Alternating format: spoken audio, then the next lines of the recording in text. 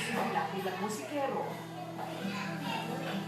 realidad pa rin sa buhay ang nagpapadilim sa kanilang tahanan. Bukod sa ikahos pa rin sa kanilang hanap buhay, malaking pabigat ngayon sa mga sa lupuyang sitwasyon ni Ana sa kanyang kalusugan. Ito ba, oh. Busin mo yan, ha? Busin mo yan, ha? Busin mo yan. Busin mo yan. Busin mo yan, ha? Busin mo yan, ha? Busin mo yan, ha?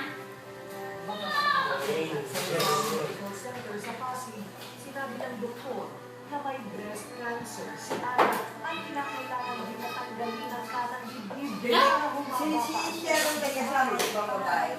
Ano man ang mangyayari? Pagsusulit mo na yan. Pangarap ko makatapos. Roy, si Sharon, may kasama.